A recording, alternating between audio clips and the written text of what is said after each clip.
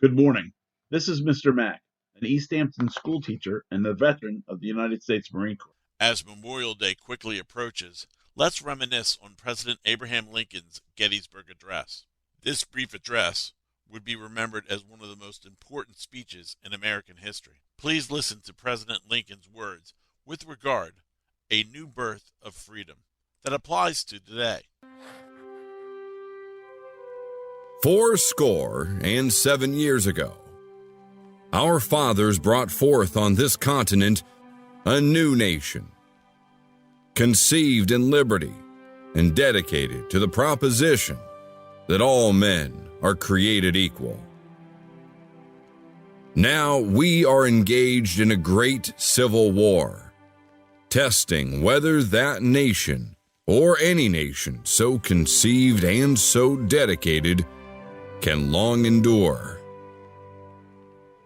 We are met on a great battlefield of that war. We have come to dedicate a portion of that field as a final resting place for those who here gave their lives that that nation might live. It is altogether fitting and proper that we should do this.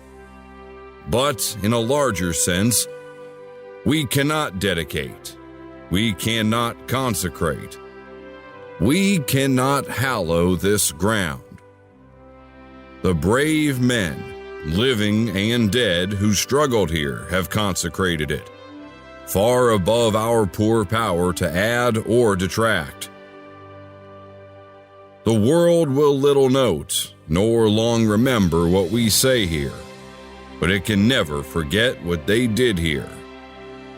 It is for us, the living, rather, to be dedicated here to the unfinished work which they who fought here have thus far so nobly advanced.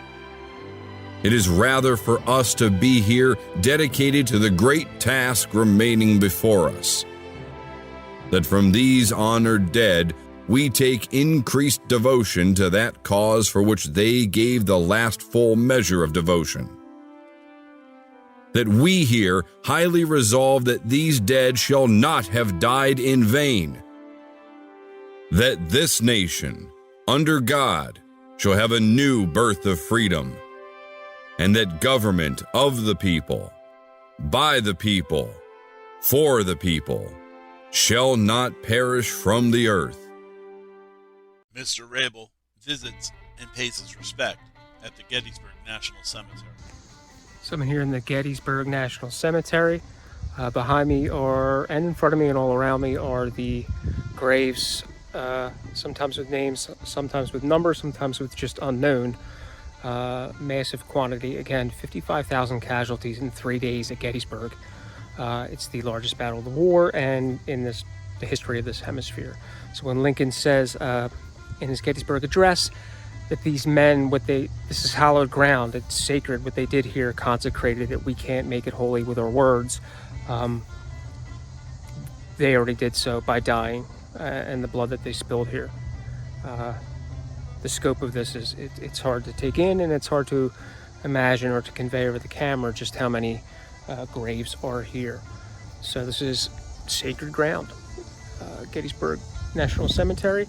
And the point of the speech was, look at all of this death. This is holy ground, but they better not have died for nothing. We need to win this war. The cause is too great, and these men should not have died in vain. Thank you, Mr. Raibel. Please join me in reciting the Pledge of Allegiance. I pledge allegiance to the flag of the United States of America and to the republic for which it stands, one nation, under God, indivisible, with liberty and justice for all. Do great things today and be good citizens.